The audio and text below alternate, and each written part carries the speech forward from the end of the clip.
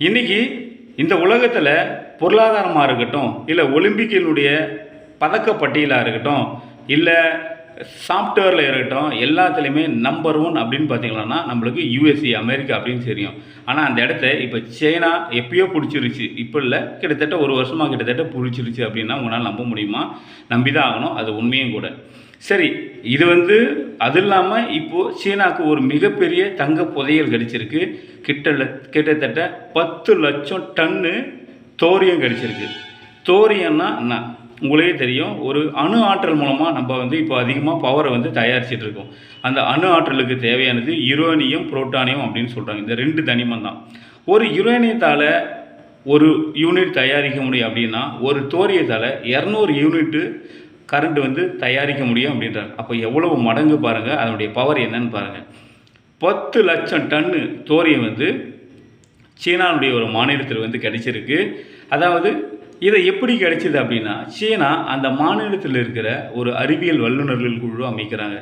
நம்ம நாட்டில் எங்கெங்கே என்ன தனிமம் எவ்வளோ பர்சன்டேஜ் இருக்குதுன்னு சொல்லிட்டு அந்த குழு அந்த நாட்டை சுற்றி இருக்கிற கனிம வளங்களை ஆராய்ச்சி செய்யும் போது தான் இந்த தோரியம் அப்படின்றது கிடைக்குது. அது தோண்ட கிட்டத்தட்ட 10 லட்சம் டன்னு கிடைக்குது.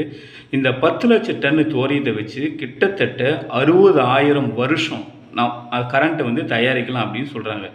1 வருஷம் 2 வருஷம் இல்லைங்க, 60,000 வருஷத்துக்கு தேவையான அந்த தோரியம் சீனாக்கிட்ட இருக்குது. அப்போது ஏற்கனவே சீனா நம்பர் 1 போயிடுச்சு. இப்போது இந்த 60,000 வருஷத்துக்கு தேவையான அந்த 10 லட்சம் டன்னு தோரியத்தை வச்சு அப்போ சீனா எந்த அளவுக்கு பார்த்திங்கன்னா, அதாவது ஒரு வல்லரசு நாடாக இந்த இன்னும் பல ஆயிரம் வருஷத்துக்கு முன்னேறிக்கிறதுன்னு நீங்களே பாருங்கள்.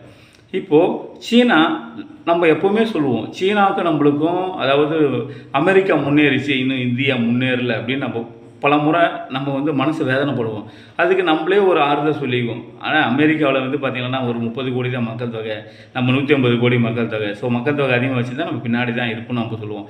நம்மளோட மக்கள் தொகை அதிகமாக இருக்குது, சீனா மட்டும் எப்படி அமெரிக்காவை முன்னாடி தள்ளி அது நம்பர் 1 இடத்துக்கு வந்துருச்சு அப்படின்னா, ரொம்ப சிம்பிளுங்க.